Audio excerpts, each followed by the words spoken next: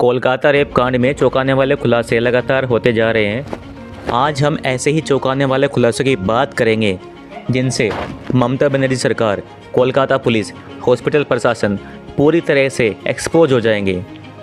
CBI को पूरी तरह से पता चल गया है कि यह घटना किस तरीके से घटी। यह गैंग रेप था या संजय राय ने अकेले ही इस दरिंदगी को अंजाम दिया। और जो सच्चाई सामने आ रही है उसमें नए नए खुलासे होते जा रहे हैं कि किस तरह से इन लोगों ने एक रेप एंड मर्डर के केस को छिपाने की कोशिश की और शुरुआत में उसको आत्महत्या का रूप दिया गया था, क्योंकि इसमें सीधे सीधे ममता बनर्जी सरकार इन्वॉल्व नज़र आती है।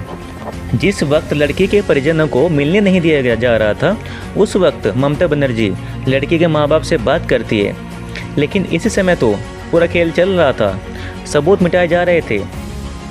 बाकायदा इसे आत्महत्या का रूप देने की शुरुआत में कोशिश की जा रही थी, लेकिन अब सीबीआई को मालूम चल गया है कि कैसे ये खेल रचा गया है, ये सब कैसे हुआ।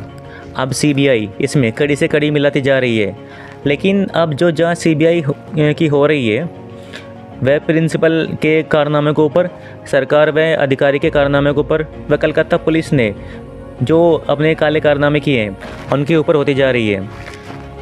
तो क्या क्या चीज़ें अब तक हो गई है, कहाँ तक सीबीआई पहुँची है, इसके बारे में सीबीआई ने कौन कौन से खुलासे किए हैं, वन बाय वन आज हम उन खुलासों के ऊपर बात करने वाले हैं। दोस्तों, इसमें जो पहली चीज़ सामने आई है, जो पहला खुलासा अभी तक किया गया है, इसमें पहला खुलासा ये किया गया है आरजे कर अस्पताल की जूनियर डॉक्टर के साथ गैंगरेप नहीं हुआ था, बल्कि ये एक रेप था। और ये रेप और कत्ल करने वाला कोई और नहीं, एक अकेला संजय राय था। इसमें किसी भी अन्य व्यक्ति के होने की कोई संभावना नहीं मिलती है दोस्तों, क्योंकि जिस वक्त ये पूरा खेल रचा गया है दोस्तों, जब ये संजय राय ने उसका मर्डर करा, उसका रेप किया था, सीसीटीवी फुटेज में किसी अन्य व्यक्ति का होना वहाँ पर नहीं दर्शाता है, केवल अकेले उसी की फ़ोटो आ रही है। और जब वो हॉल में जा रहा था, जो सेमिनार हॉल में जा रहा था, उसकी अकेले की फ़ोटो आ रही थी।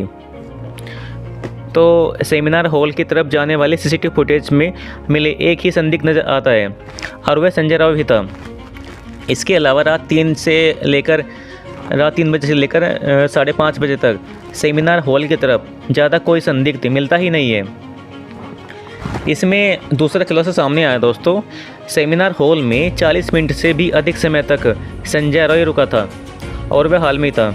सेमिनार हॉल से जो सबसे बड़ा खुलासा हुआ है, सेमिनार हॉल से बरामद ब्लूटूथ व नेक बैंड आदि, जिसका कनेक्शन संजय राय के मोबाइल फ़ोन से हो गया था। ये भी एक इस केस का प्रमुख एविडेंस है दोस्तों। क्राइम सीन से जो ब्लूटूथ बरामद हुआ है और उसके बाद में सीबीआई ने उसके फ़ोन से कनेक्ट किया, जो कनेक्ट हो गया था, इससे पता चलता है कि क्राइम सीन पर वह संजय राय मौजूद था।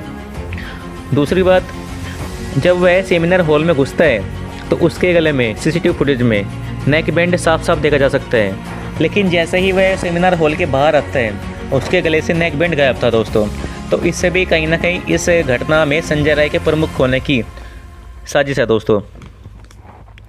अब जो तीसरा खुलासा सामने आता है, इसमें सबसे पहले तो इसमें यह हुआ था कि संजय राय ने 9 अगस्त को ही कोलकाता पुलिस के सामने अपना जुर्म कबूल कर लिया था। इसके बाद 14 अगस्त को जब वह सीबीआई हिरासत में लिया गया था, तब भी उसने अपना जुर्म कबूल किया, बल्कि घटना वाली रात व सुबह की पूरी कहानी बयान कर दी थी।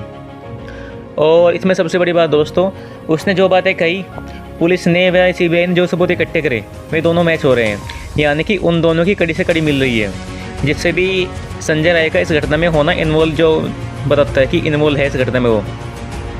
और इसमें जो अगला खुलासा सामने आया दोस्तों, central forensic science lab Kolkata की रिपोर्ट के मुताबिक पीड़ित और आरोपी यानी संजय राय के डीएनए प्रोफाइल मैच हो गए हैं। इतना ही नहीं, फोरेंसिक जांच में पीड़ित के प्राइवेट अंगों से संजय राय के अलावा किसी और का डीएनए प्रोफाइल नहीं मिला है। और जैसे पहले शुरुआत में अनुमान लगाए जा रहे थे कि डॉक्टर के प्राइवेट पार्ट से 150 mg जो सीमन प्राप्त हुए हैं, लेकिन अभी इसका खंडन किया जा रहा है दोस्तों। और केवल बस एक ही व्यक्ति का डीएनए प्रोफाइल इसमें मिला है, जो कि वो संजय राय का बताया जा रहा है। इससे भी दोस्तों पता चलता है कि इस घटना में केवल अकेला जो संदिग्ध था वो संजय राय था और उसने अकेले ही इस घटना को अंजाम दिया है। अब ये सीबीआई ये पता लगाने की कोशिश कर रही है कि मौका वारदात से क्या सबूतों को मिटाने की कोशिश की गई थी, क्या जानबूझकर एफआईआर देरी से दर्ज कराई गई थी जिससे कि सबूत मिटाए जा सके, क्या प्रिंसिपल के द्वारा केस को रफा दफा करने की साजिश की गई थी और ये सब खुद की व अस्पताल की साख बचाने के लिए किया गया था। अब दोस्तों ये सवाल खड़े हो गए हैं जिनकी जांच सीबीआई कर रही है।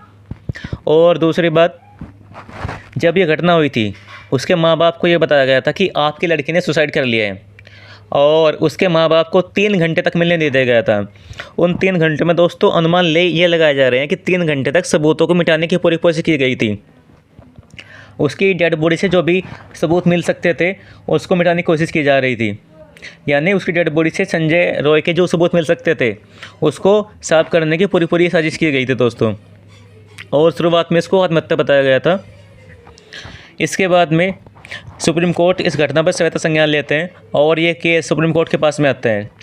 सुप्रीम कोर्ट ने लगातार ये पूछा, बार बार ये पूछा, घटना वाले दिन जीडी की एंट्री कब हुई थी, इस घटना की केस डायरी में एंट्री कब हुई थी, एफआईआर दर्ज कब हुई थी, पोस्टमार्टम कब हुआ था इसका, और लड़की की डेड बॉडी को उसके परिजनों को कब सौंपा गया था, अंतिम संस्कार कब किया गया था, इसका पंचनामा कब किया गया था।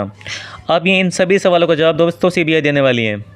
इसमें एक खुलासा दोस्तों, जो एक इसमें लूप होल सामने आ रही है वो है कोर्ट में, जो सुप्रीम कोर्ट में जो पुलिस व सीबीआई दोनों की ओर से केस की टाइमलाइन सौंपी गई है दोस्तों। लेकिन इसमें खुलासा ये हुआ है कि दोनों की टाइमलाइन में सीक्वेंस की टाइमिंग अलग अलग है। तो दोस्तों कोर्ट ने ये कहा कि ऐसा कैसे पॉसिबल है। तो दोस्तों शुरुआत में इसमें अनुमान लगाए जा रहे थे कि इसमें संजय रॉय के साथ में अन्य अभियुक्त भी हो सकते हैं, लेकिन सीबीआई ने उनका सभी खंडन कर दिया है और ये बताया जा रहा है कि इस घटना में केवल संजय रॉय ही शामिल है, उसने ही इस घटना को अंजाम दिया है और अनेक खुलासे अभी कर रही है। और आज उसका पॉलीग्राफ टेस्ट भी होने वाला है। टोटल 6 लोगों का पॉलीग्राफ टेस्ट होने वाला है, जिसमें जो प्रिंसिपल था वो भी शामिल है, जो संदीप घोष का भी इसमें टेस्ट होने वाला है दोस्तों। और अन्य तरह के जो अलग अलग व्यक्ति हैं उनका भी आज पॉलीग्राफ टेस्ट होने वाला है दोस्तों। तो इसके बारे में आज जो खुलासे होने वाले हैं मैं देखते हैं इसमें क्या सामने आते हैं। तो दोस्तों अगर इस घटना के बारे में आपको कुछ कहना है, आपको क्या लगता है कि आपकी क्या राय है, अगर कुछ कहना है तो अपनी कमेंट करके मुझे बताइए। और दोस्तों यदि आपको मेरी ये वीडियो अच्छी लगी तो कृपया मेरे चैनल को सब्सक्राइब कीजिए और वीडियो को लाइक कीजिए। धन्यवाद दोस्तों।